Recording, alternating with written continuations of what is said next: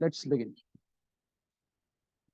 First of all, सबसे पहले तो सिलेबस की अगर बात कर ली जाए तो एज वी नो दैट के एसबीआर का जो पेपर है वो फाइनेंशियल रिपोर्टिंग का एडवांस पेपर है। और फाइनेंशियल रिपोर्टिंग का जो पेपर स्टूडेंट्स पढ़ते हैं एसीसीए में, that is basically financial accounting का एडवांस वर्जन होता है।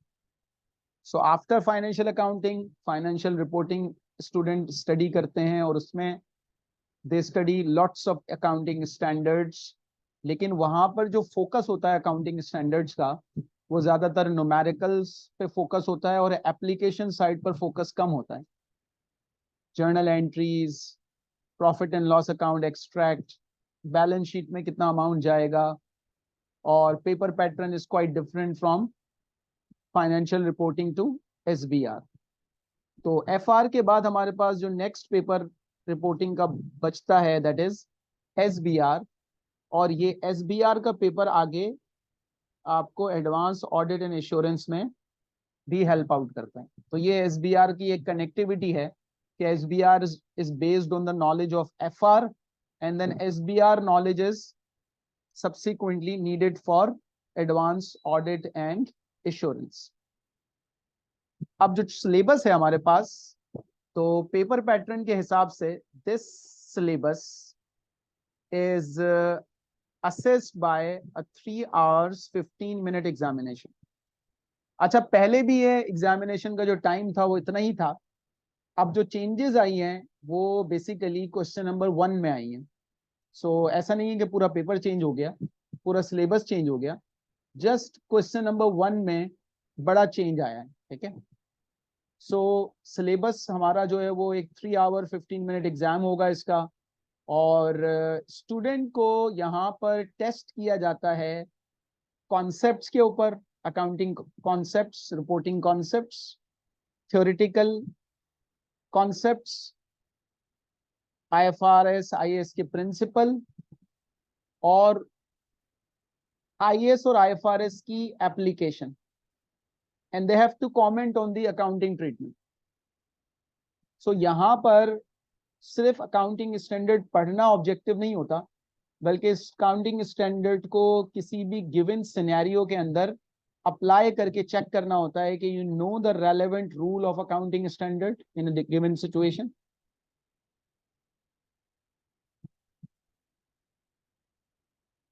और यहाँ पर हमें प्रोफेशनल जो नॉलेज है वो भी रिक्वायर्ड होती है। यहाँ पर हमें financial statement, some sort of financial statement की प्रिपरेशन के बारे में भी आइडिया होना चाहिए। फाइनेंशियल स्टेटमेंट बनाते कैसे हैं, कंसोलिडेटेड फाइनेंशियल स्टेटमेंट। अब पेपर हमारा है section A, comprises of 50 marks, 2 questions. Section B comprises of 50 marks, 2 questions, 25 mark each.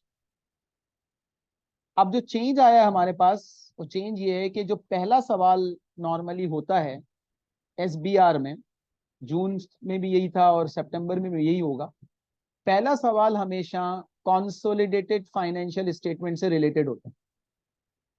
अब प्रीवियसली जो कंसोलिडेटेड फाइनेंशियल स्टेटमेंट का सवाल आता था उसमें ज्यादातर थ्योरेटिकल और कैलकुलेटिव बेसिस के ऊपर पूछा जाता था। अब उसको स्लाइटली चेंज कर दिया गया है, जो मैं थोड़ी देर में चेंजेस बताऊंगा। सो जो पहला सवाल हमारे पास आएगा वो एक 30 मार्क क्वेश्चन होगा, और उस 30 मार्क के क्वेश्चन में ग्रुप अकाउंटिंग के इश्यूज पूछे जाएंगे, अलोंग विद उसके अंदर कुछ अकाउंटिंग स्टैंडर्ड्स भी पूछे जा सकते हैं different, other than consolidated financial statement. Second question जो हमारे पास होगा सेक्शन ए का, दैट इज वर्थ 20 मार्क्स। उसके अंदर कैंडिडेट को अकाउंटिंग इंप्लीकेशंस बतानी होंगी, एथिकल इंप्लीकेशन बतानी होंगी किसी गिवन सिनेरियो में। तो यहाँ पर एथिक्स का एक बड़ा रोल है। ACCA code of ethics, integrity, objectivity, confidentiality. तो हमें किसी भी गिवन सिनेरियो में अकाउंटिंग इश्यूज आइडेंटिफाई करने होंगे, what is wrong with that accounting issue, what is wrong with the ethical issues, वो आइडेंटिफाई करने होंगे। सेक्शन बी में हमारे पास 2 क्वेश्चंस आएंगे, अगेन दोनों क्वेश्चन सिनेरियो बेस्ड होंगे, थ्योरेटिकल न्यूमेरिकल एस्पेक्ट्स भी उसके अंदर होगा, और ये सिलेबस के किसी भी एरिया से पूछे जा सकते हैं। किसी एक स्टैंडर्ड से रिलेटेड कोई भी पूरा सवाल नहीं होता, बल्कि मल्टीपल स्टैंडर्ड एक क्वेश्चन के अंदर टेस्ट किए जाते हैं। प्रोफेशनल मार्क्स की बात की जाए तो एसीसीए ने प्रोफेशनल मार्क्स जो पेपर्स हैं उसमें 20 मार्क्स के प्रोफेशनल मार्क्स इंट्रोड्यूस करवाए हैं। When you talk about AFM, advance audit and assurance, advance taxation, लेकिन यहाँ पर अब तक सिर्फ और सिर्फ 4 प्रोफेशनल मार्क्स मौजूद हैं। सिर्फ 4 प्रोफेशनल मार्क्स इस सिलेबस के अंदर मौजूद हैं। तो प्रोफेशनल मार्क्स कैसे हासिल किए जाएंगे वो लेटर ऑन डिस्कस किए जाएंगे, किस तरीके से हासिल किए जा सकते हैं। अब ये सिलेबस जो है एसबीआर का, क्योंकि ये आईएएस और आईएफआरएस बेस्ड सिलेबस है, तो यहाँ पर हमें मेनली जो फोकस करना है वो फोकस करना है तमाम स्टैंडर्ड्स के ऊपर। तमाम स्टैंडर्ड्स जो हमारे पास सिलेबस डॉक्यूमेंट के अंदर मौजूद हैं, जितने भी स्टैंडर्ड्स हमें पढ़ने हैं, उन स्टैंडर्ड्स के ऊपर यहाँ पर फोकस करना है। और प्राइमरली इसके अंदर F7 यानी कि FR के भी स्टैंडर्ड शामिल होंगे और SBR के भी स्टैंडर्ड शामिल होंगे। कुछ पुराने स्टैंडर्ड शामिल होंगे और कुछ वो स्टैंडर्ड्स होंगे जो पहली मर्तबा एग्जामिनेबल हो रहे होंगे, जो इससे पहले स्टूडेंट कभी भी नहीं पढ़ता, पहली मर्तबा उसे वो पढ़ने का मौका मिलेगा। तो काइंड ऑफ FR का रिवीजन हो रहा होगा और कुछ एडिशनल चीजें हम SBR में पढ़ रहे होंगे। अब सपोज अगर हम सिलेबस डॉक्यूमेंट को देखें फॉर द टाइम बिंग, हमारे पास सिलेबस डॉक्यूमेंट मौजूद है SBR का, उस पर फोकस करें तो ये हमारे पास सिलेबस डॉक्यूमेंट है और ये कंपैरिजन में चल रहा है FR और SBR। तो यहाँ पर मैं वो एरियाज हाईलाइट करूंगा जो पहली मर्तबा एग्जामिनेबल होंगे, फर्स्ट टाइम एग्जामिनेबल। गो सिलेबस डॉक्यूमेंट में कुछ चीजें ऐसी हैं जिसमें अब कुछ चेंजेस आ चुकी हैं, वो चेंज हम सेपरेटली इनकॉर्पोरेट करेंगे। लाइक फॉर एग्जांपल अगर हम बात करें IS 12 इनकम टैक्स की बात कर ली जाए, तो ये IS 12 हम स्लाइटली पढ़ चुके हैं SBR के अंदर, सॉरी F7 के अंदर, फाइनेंशियल रिपोर्टिंग के अंदर हम ये एरिया पढ़ चुके हैं। लेकिन SBR में इनकम टैक्स या डेफर्ड टैक्स IS 12 बहुत डिटेल में स्टडी किया जाता है। सो ये SBR के लिए एक एक्सक्लूसिव इंपॉर्टेंट अकाउंटिंग स्टैंडर्ड है, नंबर 1। सिमिलरली हमने IS 16 भी FR में पढ़ा हुआ है, लेकिन ये भी SBR के लिए एक इंपॉर्टेंट अकाउंटिंग स्टैंडर्ड है। लाइकवाइज F7 में हमने IS 36 ऑलरेडी पढ़ा हुआ है and this is again a very important standard for SBR2। IS 37 provisions, ये भी हम ऑलरेडी पढ़ चुके हैं। IS 38 इंटेंजिबल एसेट, ये भी हम F7 में पढ़ चुके हैं, ये भी SBR के लिए इंपॉर्टेंट स्टैंडर्ड है। इसी तरह से अगर आगे बढ़ते हैं तो IFRS 9 financial instrument, a very very important standard for SBR। और जो चीजें हमने F7 में पढ़ी थी एडवांस लेवल के ऊपर, हमें नई चीजें फाइनेंशियल इंस्ट्रूमेंट्स में पढ़ाई जाएंगी। लाइकवाइज जो हमने IS 12 में इनकम टैक्स का कुछ पोर्शन पढ़ा था, अब यहाँ पर हमें और ज्यादा डिटेल में इनकम टैक्स के इश्यूज डिस्कस करने पड़ेंगे। Similarly IFRS 15 revenue from contract with customer, ये भी SBR में बहुत ज्यादा डिटेल के अंदर मौजूद है। IFRS 16 लीजेस, ये भी SBR के अंदर काफी टेक्निकल है। F7 में सिर्फ journal entries, profit and loss account, balance sheet पे हमने फोकस किया, लेकिन SBR के अंदर इसके अंदर ज्यादा थ्योरेटिकल कॉन्सेप्ट्स पे फोकस करना पड़ेगा। So I have highlighted those topics जो कि F7 में मौजूद हैं और SBR के लिए और ज्यादा इंपॉर्टेंट हो जाते हैं। लाइकवाइज वो टॉपिक्स जो पहली मर्तबा SBR में एग्जामिनेबल हो रहे हैं, जैसे for example IS 24 related party disclosures, F7 में हमारे पास नहीं था। इसी तरह से हमारे पास एक बहुत important standard share based payment IFRS 2 पहली मर्तबा एग्जामिनेबल होगा। इसी तरह IFRS 8 ऑपरेटिंग सेगमेंट पहली दफा एग्जामिनेबल हो रहा है। लाइकवाइज कुछ कंसोलिडेशन रिलेटेड आईएफआरएस हैं जो पहली मर्तबा एग्जामिनेबल होंगे, ज्वाइंट अरेंजमेंट, इसी तरीके से IFRS for small and medium entities. So बहुत ज्यादा चीजें नई नहीं होंगी इसके अंदर, लेकिन कुछ चीजें ऐसी हैं जो F7 में मौजूद नहीं थी। Like for example management commentary, इसकी क्या इंप्लीकेशंस होती है, making materiality judgement, integrated reporting framework. Conceptual framework F7 में इतना इंपॉर्टेंट नहीं था, लेकिन SBR में कॉन्सेप्चुअल फ्रेमवर्क की इंपॉर्टेंस बहुत ज्यादा बढ़ जाती है। एंड लाइकवाइज जो कॉन्सोलिडेटेड फाइनेंशियल स्टेटमेंट हमने F7 में पढ़े थे वो बहुत थोड़े पढ़े थे, और यहाँ पर बहुत डिटेल में हमें कॉन्सोलिडेटेड फाइनेंशियल स्टेटमेंट पढ़ाए जाएंगे, जिसके अंदर कुछ नई चीजें आएंगी। जैसे फॉर एग्जांपल स्टेप एक्विजिशंस क्या होते हैं, अगर हम एक सब्सिडरी को सेल करते हैं तो डिस्पोजल ऑफ सब्सिडरी के क्या कॉन्सिक्वेंसेज होते हैं, अगर एक सब्सिडरी हमारी किसी फॉरेन कंट्री में लोकेटेड है तो उसको किस तरह से कॉन्सोलिडेट किया जाएगा, ये नए रिपोर्टिंग इश्यूज हमें कॉन्सोलिडेटेड फाइनेंशियल स्टेटमेंट में भी देखने पड़ेंगे। सो ओवरऑल हमारे पास जो सिलेबस एरिया मौजूद है, मेन कैपेबिलिटीज की बात कर ली जाए। Number 1, apply fundamental ethical and professional principle to ethical dilemmas and discuss the consequence of unethical behavior। जो सेक्शन ए में हमारे पास 20 मार्क का क्वेश्चन मौजूद है। Evaluate the appropriateness of the financial reporting framework and critically discuss changes in accounting regulations। Apply professional judgment in the reporting of the financial performance of a range of entities। Financial performance के भी कुछ areas यहां पर study किए जाएंगे। इसी तरह से हमारे पास है preparation of financial statement of group of entities, interpretation of financial statement, changes in financial and corporate reporting, और उसके बाद कुछ टेक्नोलॉजी स्किल्स, क्योंकि हमें पता है कि अब SBR हो या कोई भी ACC का पेपर हो, वहां पर हमें एक्सेल और वर्ड प्रोसेसर इस्तेमाल करना है, तो उसको कैसे इस्तेमाल किया जाएगा, उसकी जो नो हाउ है वो भी हमारे लिए requirement.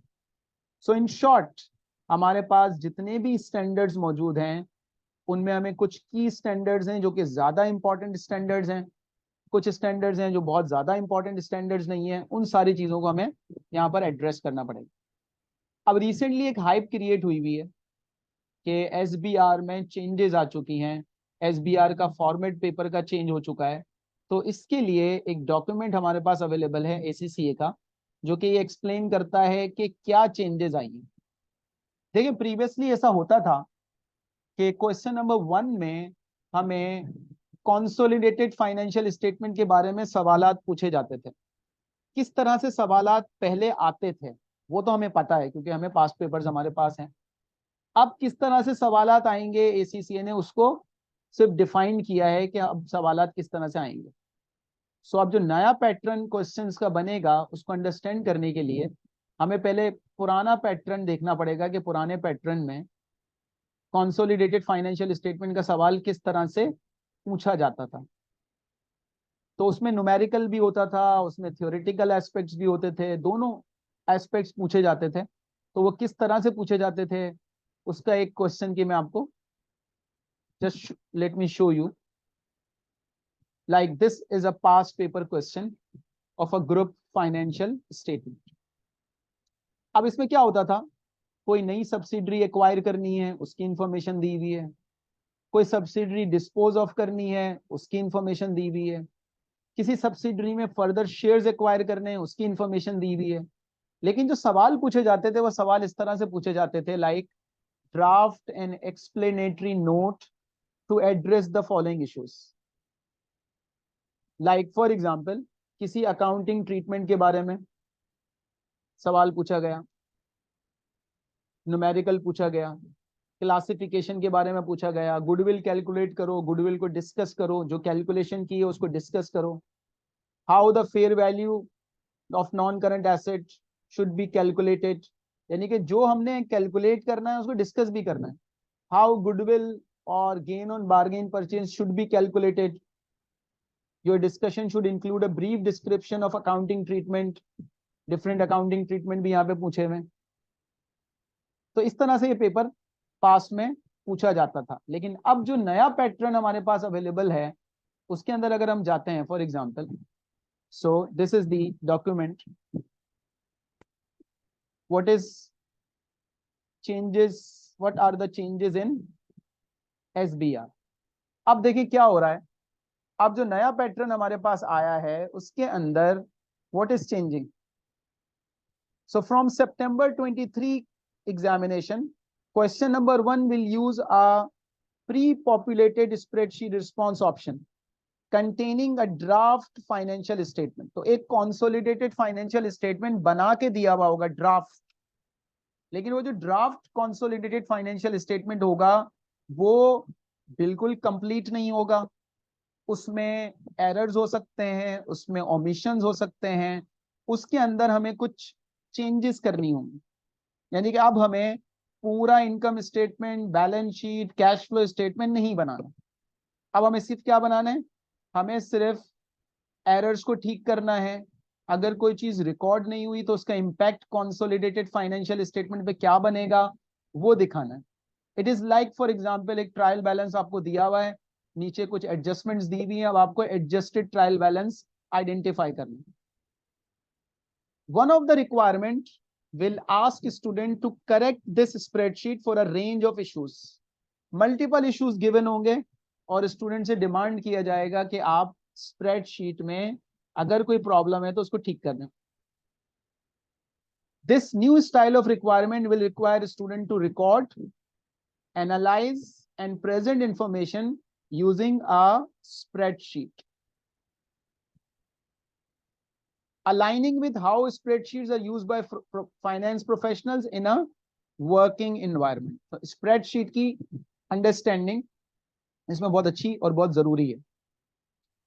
For example, student may have to adjust a draft profit and loss account, a draft balance sheet और a draft statement of cash flows. उसके अंदर अकाउंटिंग एरर हो सकते हैं, जैसे फॉर एग्जांपल फेयर वैल्यू की एडजस्टमेंट में कोई एरर हो गया, फेयर वैल्यू रिकॉर्ड नहीं की, चेंजेस इन अकाउंटिंग पॉलिसी का इम्पैक्ट हो सकता है, कोई सब्सिडरी हमने एक्वायर की उसका इम्पैक्ट हमें डालना है, कोई सब्सिडरी हमने डिस्पोज ऑफ कर दी उसका इम्पैक्ट डालना है। इसी तरीके से कुछ अनरिकग्नाइज ट्रांजेक्शन दी जाएंगी, अनरिकॉर्डेड ट्रांजेक्शन दी जाएंगी अकाउंटिंग स्टैंडर्ड से रिलेटेड, जैसे फाइनेंशियल इंस्ट्रूमेंट हो गया, रिवैल्यूएशन हो गया, डिफाइंड बेनिफिट प्लान हो गए। Similarly, student may have to discuss the impact on the financial statement of these adjustments. उन्हें रिकॉर्ड करना, उसका इम्पैक्ट क्या आएगा। फॉर एग्जाम्पल, अगर हमारे पास एक एसोसिएट कंपनी थी, अब हम कुछ फर्दर शेयर्स एक्वायर कर रहे हैं तो एसोसिएट से वो सब्सिडरी बनेगी, इसका क्या इम्पैक्ट आएगा, discuss impact. However, student will never be required to construct a consolidated financial statement including a cash flow from a parent subsidiary's financial statement. तो ये बिल्कुल एक क्लियर डिस्क्लेमर दिया हुआ है एसीसीए ने कि अब हमें complete income statement, balance sheet, cash flow statement नहीं बनाने को दिया जाएगा। ये है पहले क्वेश्चन में चेंजेस, और मेनली चेंजेस जो एसबीआर में है that is refer to question number 1। अच्छा, जो स्टूडेंट पहली मर्तबा एसबीआर का एग्जाम देने जा रहे हैं उनके लिए तो ये चेंजेस नहीं है, क्योंकि वो पहली मर्तबा पढ़ेंगे, दे हैव नो आइडिया कि पास में एसबीआर पेपर कैसे था, तो उनके लिए चेंजेस नहीं है, उनके लिए this nothing new, this is for first time. लेकिन जो ऑलरेडी दे चुके हैं, फेल हो चुके हैं, दोबारा देने वाले हैं, this is something they have to change. और जो नया बच्चा आएगा, नया स्टूडेंट आएगा, उसको डे 1 से टीचर जो होगा वो इसी पैटर्न के ऊपर कंसोलिडेशन पढ़ाएगा, तो उसको इसमें टेंशन की कोई बात होनी नहीं चाहिए।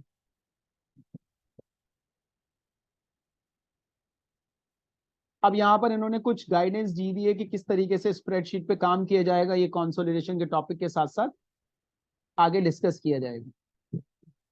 अकाउंटिंग प्रिंसिपल जो हमारे पास मौजूद है, सिलेबस जो मौजूद है वो चेंज नहीं हो रहा। सिर्फ knowledge of application of spreadsheet format test किया जा रहा है, और स्प्रेडशीट के लिए हमारे पास तकरीबन 10 to 14 मार्क्स की रिक्वायरमेंट एग्जाम में प्रोवाइड की जाएगी। तो ये कुछ हमारे पास चेंजेस मौजूद है। नाउ एज फार एज के स्पेसिफिकली किसी टॉपिक में कोई चेंज है, किसी स्टैंडर्ड को खत्म किया गया है, किसी स्टैंडर्ड को मर्ज किया गया है, मॉडिफाई किया गया है, तो कुछ ये एक समरी डॉक्यूमेंट है हमारे पास जिसके अंदर कुछ ऐसी चेंजेस हमें बताई गई हैं कि सिलेबस डॉक्यूमेंट में अभी चेंज नहीं हुआ, वो सिलेबस के अंदर लिखा हुआ होगा, लेकिन टेक्निकली वो चीज खत्म कर दी गई होगी, मॉडिफाई कर दी गई होगी, उसकी टर्मिनोलॉजी को खत्म कर दिया गया होगा, वो चेंजेस आ गई होंगी। For example, topic leaving the syllabus, suppose अगर हम उन टॉपिक्स की बात करें जो सिलेबस से अब हट जाएंगे, नहीं होंगे। फॉर एग्जाम्पल IFRS 1, ये प्रीवियसली भी इतना इंपॉर्टेंट स्टैंडर्ड नहीं था। IFRS 7, फाइनेंशियल इंस्ट्रूमेंट के disclosures remain on examinable document but will not be examine, इसलिए IFRS 12 ये भी कंसोलिडेटेड का एक स्टैंडर्ड है, विल नॉट बी एग्जामिन।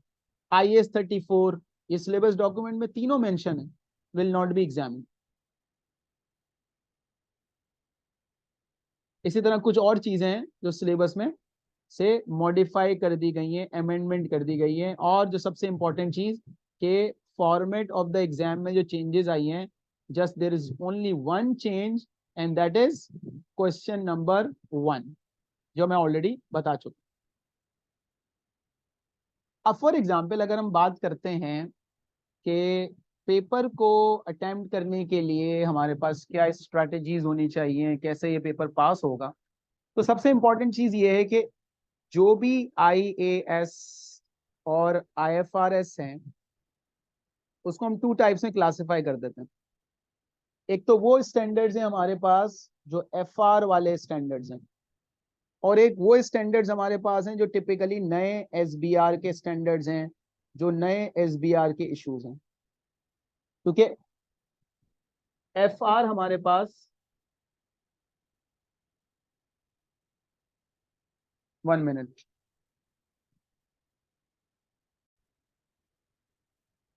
अच्छा अब FR वाले जो हमारे पास इश्यूज हैं, FR के जो हमारे पास स्टैंडर्ड्स हैं, उसमें कुछ स्टैंडर्ड्स हमारे पास हैं जो बिल्कुल बेसिक स्टैंडर्ड्स हैं। तो वो बेसिक स्टैंडर्ड इतने हमारे लिए इंपॉर्टेंट नहीं है, लेकिन कुछ हमारे FR के कोर स्टैंडर्ड्स हैं जो कि हमने SBR के अंदर भी पढ़े हैं। SBR में जो हमारे पास नए इश्यूज हैं ग्रुप अकाउंटिंग के अंदर, कुछ नए इश्यूज हैं हमें जो पढ़ने हैं। जैसे फॉर एग्जांपल एक नया टॉपिक हमें यहाँ पे स्टडी करना है, स्टेप एक्विजिशन। स्टेप एक्विजिशन क्या होता है? फॉर एग्जांपल हमने 30% शेयर्स एक्वायर किए किसी कंपनी के। अब 30% शेयर्स जब एक्वायर करते हैं तो वो एसोसिएट बन जाते हैं। So previously that was an associate company. अब हमने फर्दर उसमें 25% शेयर्स एक्वायर कर लिए। सो ये जो एडिशनल हमारे पास शेयर्स आ रहे हैं, तो टोटल मिलाकर हमारे पास 55% शेयर्स आ गए, और 55% शेयर्स के ऊपर हमारे पास एंटिटी का क्या आ गया? कंट्रोल आ गया। सो एसोसिएट बिकम्स सब्सिडरी। इसे हम कहते हैं कि अगर एक नॉन कंट्रोल से कंट्रोल एक्वायर कर लिया जाए, that is called step acquisition. तो ये एक नया इशू है जो हमने F7 में नहीं पढ़ा। F7 में हमने जो ग्रुप अकाउंटिंग पढ़ी है, उस ग्रुप अकाउंटिंग में एक सब्सिडरी, वन सब्सिडरी, उसका इनकम स्टेटमेंट, उसकी बैलेंस शीट, और वन एसोसिएट, ये हमने F7 में पढ़ा हुआ है। तो इस इंफॉर्मेशन को हम आगे कंटिन्यू करेंगे। और F7 के अंदर जो हमें बनाना होता था वो सिंपली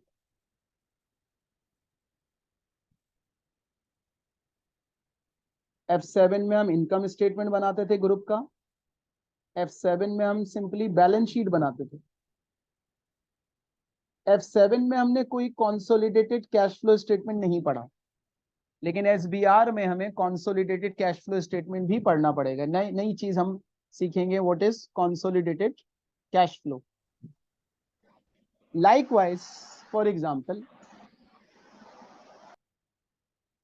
अब फॉर एग्जांपल अगर हमारे पास एक सब्सिडरी ऑलरेडी मौजूद है और उस सब्सिडरी के कुछ शेयर्स अगर हम सेल कर देते हैं, तो ये इशू भी हमने F7 में स्लाइटली कवर किया था। सपोज कर ले कि बिल्कुल भी स्लाइटली कवर किया था, तो यहां पर हमें डिटेल में डिस्पोजल ऑफ सब्सिडरी को करना है कि अगर आपके पास एक 80% शेयर्स मौजूद थे किसी कंपनी के और वो अब 40% हो गए हैं, तो इसका कंसोलिडेटेड फाइनेंशियल स्टेटमेंट में क्या इम्पैक्ट आएगा, इनकम स्टेटमेंट में, बैलेंस शीट में, कैश फ्लो स्टेटमेंट में।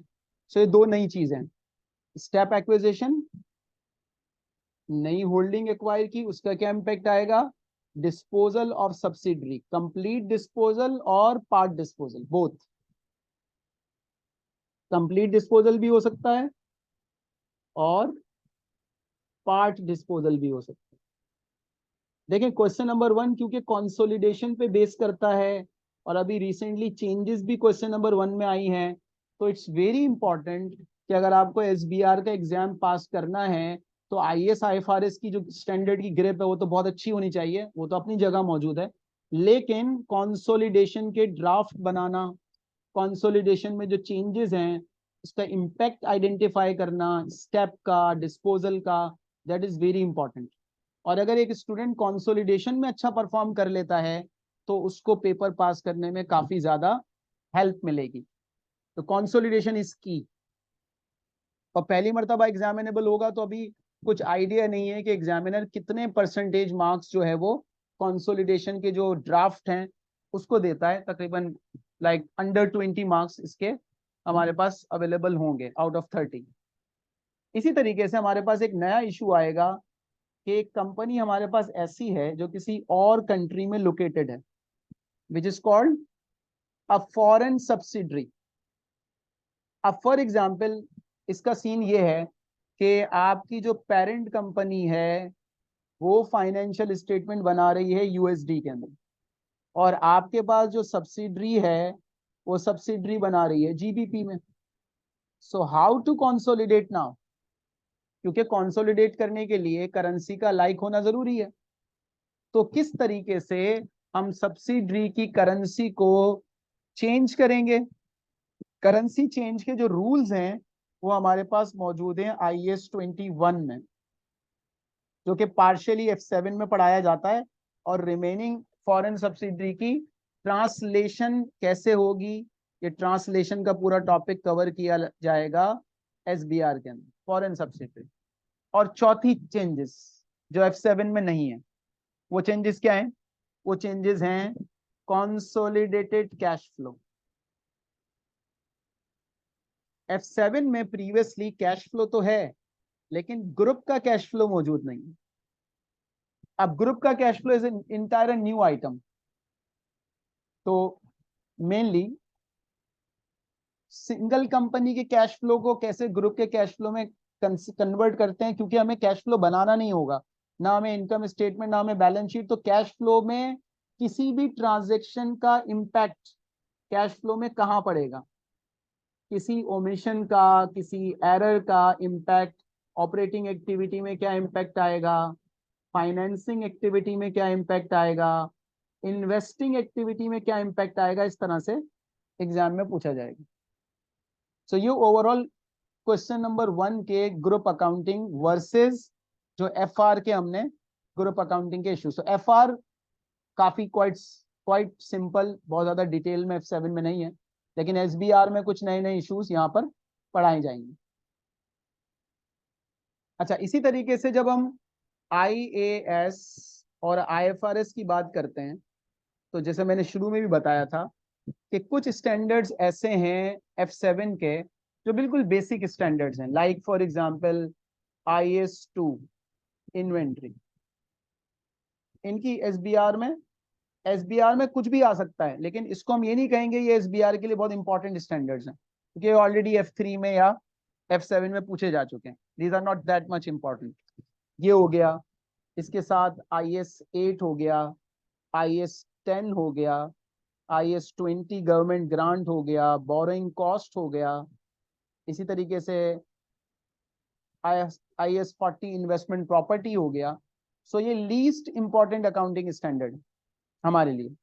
लेकिन अलॉन्ग विद जो F7 के हमारे पास की स्टैंडर्ड्स हैं, IS12 टैक्स, ये SBR के लिए भी काफी की स्टैंडर्ड है। और यहाँ पर इसके अंदर जो चेंजेस हैं वो हैं ग्रुप इश्यूज के टैक्स के कंसोलिडेटेड फाइनेंशियल स्टेटमेंट पे क्या क्या इंप्लीकेशंस आएंगे, जो कि हमने F7 के एग्जाम में नहीं पढ़ी। इसी तरह IFRS 9 फाइनेंशियल इंस्ट्रूमेंट जो F7 में पढ़ा हुआ था वो बहुत इजी था। जो SBR में पढ़ाया जाएगा उसके अंदर डेरिवेटिव्स की अकाउंटिंग, हेज अकाउंटिंग, इम्पेयरमेंट, इस तरह के इश्यूज पूछे जाएंगे अलॉन्ग विद जो F7 के अंदर मौजूद है। काफी complicated, one of the complicated and one of the most important accounting standard both. Likewise एक बिल्कुल न्यू स्टैंडर्ड जो कि हमने इससे पहले नहीं पढ़ा, IS19, वेरी इंपॉर्टेंट।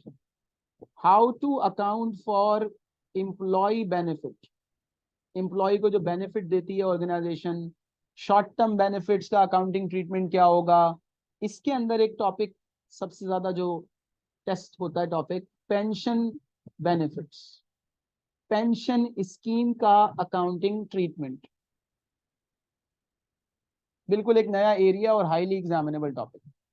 इसी तरह से हमारे पास F7 में था IS37 प्रोविजंस, पूरा का पूरा प्रोविजन हम ऑलरेडी पढ़ चुके हैं। IS16 property plant and equipment, ये भी दोबारा हाईली एग्जामिनेबल। इंटेंजिबल्स, ये भी एग्जामिनेबल। पूरी चीजें सारा स्टैंडर्ड क्योंकि पढ़ाया जा चुका है तो नई चीजें इसके अंदर नहीं होंगी, इसमें कुछ एडिशनल चीजें आएंगी। इम्पेयरमेंट के ग्रुप के कॉन्टेक्स्ट में हमारे पास जो इम्पेयरमेंट के इश्यूज हैं वो थोड़े से और ज्यादा एक्सटेंड हो जाते हैं। सो ये सारे स्टैंडर्ड्स भी ऑल दो F7 वाले स्टैंडर्ड्स हैं, लेकिन ये भी बार बार एग्जाम में एग्जामिन किए जाते हैं नॉर्मली। इसी तरीके से दो बड़े स्टैंडर्ड्स जो कि F7 में पढ़ाए जा चुके हैं, IFRS 15 revenue, very very important standard for SBR। और यहाँ पर SBR में वो फुल डिटेल में स्टैंडर्ड पढ़ाया जाता है, फुल डिटेल में। इसी तरह IFRS 16 लीजेस, या ये भी स्टैंडर्ड इंपॉर्टेंट भी है और यहाँ पे काफी डिटेल के अंदर मौजूद। सो ये ओवरऑल हमारे पास जो चेंजेस हैं, जो चेंजेस हमें इनकॉर्पोरेट करनी है, उसका एक आइडिया हमने डिस्कस किया। दोबारा हम अपने अगर सिलेबस डॉक्यूमेंट के ऊपर जाएं, फॉर एग्जांपल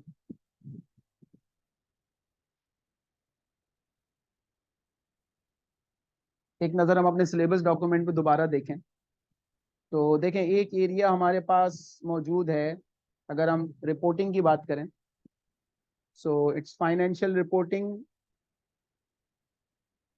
रिलेटेड विद ये सारे की areas, revenue IFRS 15, non current asset IS16, 38, 40, IFRS 9, IFRS 16, IS19 employ benefits, deferred tax provisions वाला accounting standard and IS10, events after the reporting date, share based payment IFRS 2, IFRS 13 fair value, SME का accounting standard and other related reporting issues। फिर next बड़ा area हमारे पास financial statement of group including group accounting including cash flows. Associate वाला area हमने F7 में पढ़ा हुआ है, लेकिन हमने ज्वाइंट अरेंजमेंट SBR में पढ़ना है पहली मर्तबा के ज्वाइंट वेंचर क्या होता है, ज्वाइंट एंटिटीज क्या होती हैं, उनकी अकाउंटिंग कैसे होती है। पहली मर्तबा हमने फॉरेन सब्सिडरी को स्टडी करना। इसके अलावा हमारे पास जो पहला एरिया है दैट इज एथिक्स, जो सेक्शन ए में 20 नंबर का सवाल है हमारे पास। इसी तरीके से हमारे पास financial performance, interpretation of financial statement, financial reporting, non financial reporting, integrated reporting, ये एक नया एरिया है जो कि पहली मर्तबा एसबीआर के अंदर एग्जामिनेबल होगा, पूछा जाएगा।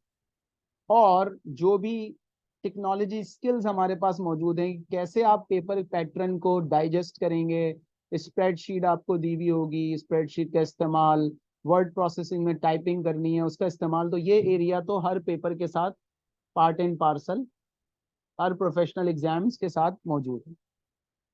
और फिर ये आगे डिटेल हमारे पास इसकी गाइडलाइंस मौजूद है कि हर स्टैंडर्ड के अंदर किस डेप्थ के अंदर जाकर पूछा जाएगा स्टैंडर्ड्स को।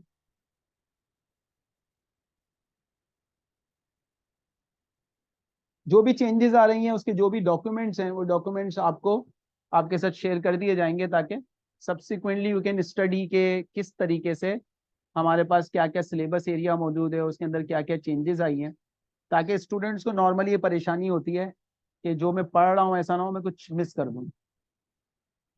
अभी अगर हम रिसोर्सेज की बात करें तो लेटेस्ट कॉपी किट की, जिसके अंदर क्वेश्चन नंबर 1 में जो चेंजेस आए हैं वो अभी अब तक सामने नहीं आई है हमारे पास सॉफ्ट कॉपी, तो जैसे ही वो आएगी तो वो भी आप लोगों के साथ शेयर कर दी जाएगी। तो फिलहाल for the time being focus हमारे पास ये होगा कि हम अपने स्टैंडर्ड्स को, जो F7 में हमने स्टैंडर्ड्स पढ़े हुए हैं उनको अच्छी तरह गो थ्रू करें, और वो स्टैंडर्ड जो F7 में पढ़े हैं और एसबीआर के लिए इंपॉर्टेंट है उन्हें खास तौर पे बहुत अच्छी तरह से गो थ्रू करें। और उसके बाद वो नए स्टैंडर्ड जो हम पहली मर्तबा पढ़ने जा रहे हैं उन पे बहुत ज्यादा फोकस किया जाए, और जो कंसोलिडेटेड फाइनेंशियल स्टेटमेंट वाला पोर्शन है उस पे अच्छा खासा हमें प्रैक्टिस करनी है। सो हमारा जो रेगुलर सेशन चलेगा, लाइव सेशन जो हमारा चलेगा, उस लाइव सेशन में हम डिस्कशन शुरू करेंगे अपनी, जिसका एक स्लाइड आइडिया मैं आज से शुरू करूंगा। हम अपना जो स्टार्ट लेंगे ना, पहला टॉपिक जो हम अपने लाइव सेशन में कंक्लूड करेंगे वो होगा ही ग्रुप अकाउंटिंग से रिलेटेड। हम फोकस करेंगे ग्रुप अकाउंटिंग के ऊपर, ताकि स्टूडेंट को पहले जो क्वेश्चन नंबर 1 के 30 मार्क्स हैं उन 30 मार्क्स को कैसे सिक्योर करना है, और फिर आहिस्ता आहिस्ता उसमें जो रिलेटेड अकाउंटिंग स्टैंडर्ड्स होंगे उन पे बात करेंगे। तो थोड़ा सा स्लाइड से आज हम इंट्रोडक्शन करते हैं groups financial statement. As I told you कि ग्रुप्स फाइनेंशियल स्टेटमेंट में हमारे पास 3 स्टेटमेंट्स हैं, चौथा भी हो सकता है, चेंजेस इन इक्विटी भी हो सकती है, लेकिन मेनली हमारे पास, बल्कि मैं इसमें 4 ही कर लेता हूँ। एक तो है हमारे पास इनकम स्टेटमेंट,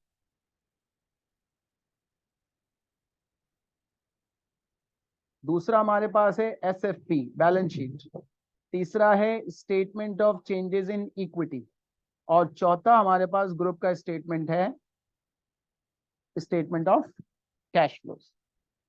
अब ग्रुप अकाउंटिंग करते कैसे हैं, उसका जो मैकेनिज्म हमने एफए में पढ़ा हुआ है, उसके बाद एफआर में पढ़ा हुआ है, उसके बाद वो आगे कंटिन्यू होगा एसबीआर में, वो सेम है, उसमें कोई चेंज नहीं है।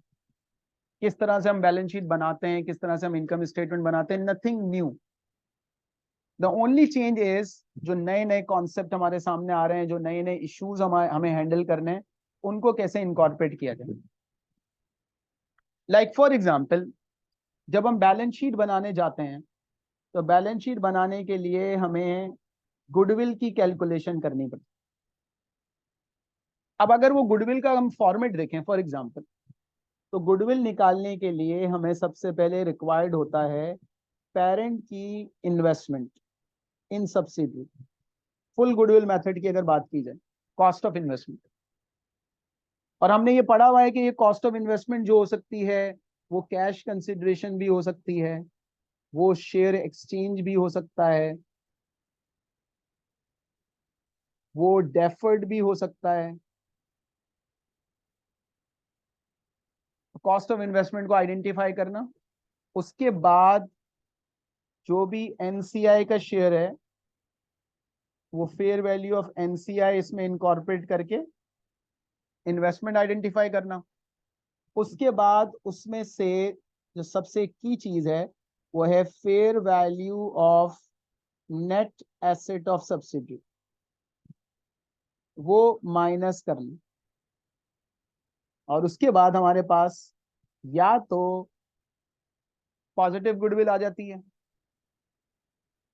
या समटाइम्स हमारे पास नेगेटिव गुडविल आ जाती है, यानी कि bargain purchase gain, negative goodwill, positive या नेगेटिव गुडविल। अब हमें ये पता होना चाहिए कि कॉस्ट ऑफ इन्वेस्टमेंट में क्या क्या इश्यूज हैं। अगर कोई एरर और ओमिशन होता है तो उसको हम कैसे हैंडल करेंगे। इसी तरह fair value of net assets में जो हमारे पास फेयर वैल्यू एडजस्टमेंट्स आती हैं, उन फेयर वैल्यू एडजस्टमेंट्स को हम कैसे टैकल करेंगे ताकि गुडविल वगैरह अगर हमें कैलकुलेट करनी है तो हम गुडविल को अप टू डेट करें।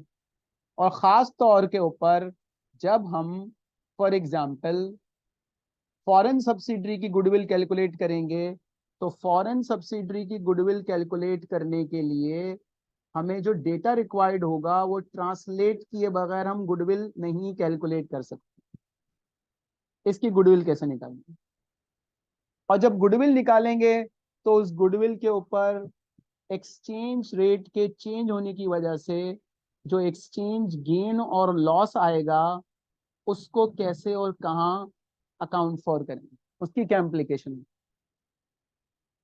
तो एज आई टोल्ड यू चीजें वही रहेंगी, लेकिन उसमें कुछ चीजें ऐड ऑन होती जाएंगी और उसके जो इम्प्लीकेशन होंगी हमारे सामने सामने आती जाएंगी कि हम किसको किस तरीके से अकाउंट फॉर करें। इसी तरीके से फॉर एग्जांपल हमें कॉन्सोलिडेटेड रिटेन अर्निंग कैलकुलेट करनी है, तो उसके अंदर कुछ एडजस्टमेंट्स करनी है। तो हमें पता होना चाहिए कि basic consolidated revenue, consolidated retain earning यानी ये कॉन्सोलिडेटेड रिजर्व्स या रिटेन अर्निंग की वर्किंग कैसे की जाती है, ताकि हम उसके ऊपर इम्प्लीकेशंस आइडेंटिफाई करें, कैसे निकालनी है इम्प्लीकेशंस। तो प्रीवियसली हमने पढ़ा था कि हम पेरेंट के रिजर्व ले लेते हैं, फिर उसके अंदर हम ऐड कर देते हैं share in post profit of subsidiary, वो इसके अंदर ऐड हो जाता है। Share in post profit of associate वो ऐड हो जाता है।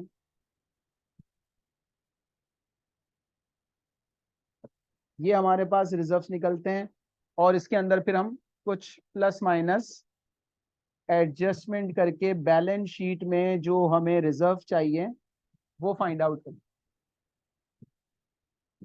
लाइकवाइज हमें एनसीआई कैलकुलेट करना होता है, जो हमें एसएफपी में रिपोर्ट करना है, उसका फॉर्मेट, उसके अंदर चेंजेस। अब नाउ सपोज फॉर एग्जांपल नए फॉर्मेट के हिसाब से अगर हमने एक सब्सिडरी का डिस्पोजल किया, सपोज एक सब्सिडरी हमारे पास थी प्रीवियसली 80% ओन, और हमने उसके 20% शेयर्स डिस्पोज ऑफ कर दिए, what would be the impact on retain earning. Retain earning पे इसका क्या इम्पैक्ट पड़ेगा, गुडविल पे इसका क्या इम्पैक्ट पड़ेगा, एनसीआई पे इसका क्या इम्पैक्ट पड़ेगा। दिस इज व्हाट हमें सीखना है। तो पहले हमें सीखना पड़ेगा कि जी डिस्पोजल की क्या क्या शराइत होती हैं। डिस्पोजल होता है तो उसमें कंप्लीट डिस्पोजल की क्या शराइत होती हैं, कंप्लीट डिस्पोजल को हम अकाउंट फॉर कैसे करते हैं, पार्शियल डिस्पोजल को हम कैसे अकाउंट फॉर करते हैं। पार्शियल डिस्पोजल या कंप्लीट डिस्पोजल में कंट्रोल चला जाता है तो क्या करते हैं, कंट्रोल अगर हमारा मेंटेन रहे तो क्या करते हैं, कंट्रोल अगर हमारा चला जाए तो क्या करते हैं, सब्सिडरी अगर एसोसिएट बन जाए तो कहाँ कहाँ इम्पैक्ट आएगा प्रॉफिट एंड लॉस अकाउंट में, बैलेंस शीट में, कैश फ्लोज में। ये ओवरऑल हमारा एजेंडा होगा कैसे हम कंसोलिडेशन वगैरह को, लेकिन अलोंग विथ जो स्टूडेंट्स रिकॉर्डेड लेक्चर्स वगैरह से प्रिपरेशन कर रहे होंगे, वो अपने प्रीवियस स्टैंडर्ड्स का गो थ्रू करेंगे सबसे पहले, जो बेसिक स्टैंडर्ड्स हैं इस तरह से, ये सब जो बेसिक स्टैंडर्ड्स दिए हुए हैं वहां पर, इन सबको वो रिवाइज करेंगे एज सुन एज पॉसिबल, ताकि उनका रिवीजन हो जाए, और जब हम स्टैंडर्ड की प्रैक्टिस करना शुरू करें तो उन्हें ये आइडिया हो कि स्टैंडर्ड की प्रैक्टिस कैसे की जाती है। लाइक फॉर एग्जांपल, अगर मैं डिस्क्लोज करता हूं कि हमारे पास जो हम स्टूडेंट्स को at once recorded lectures provide करते हैं, तो उसमें हमारे पास क्या क्या चीज़ें अवेलेबल होती हैं, और हम किस सीक्वेंस के अंदर वो लेक्चर्स हमारे पास मौजूद हैं, और स्टूडेंट को किस तरीके से उसकी प्रिपरेशन करनी चाहिए। फॉर एग्जाम्पल,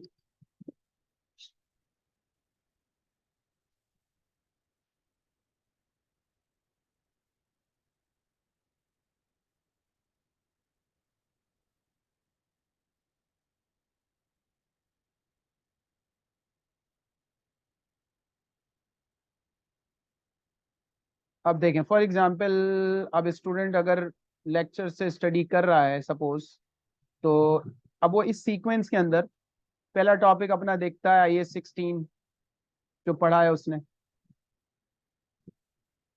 अब IAS 16 के अंदर उसने ये सारी चीज़ें पढ़ी हुई हैं, तो IAS 16 के वो लेक्चर्स देखेगा सबसे पहले।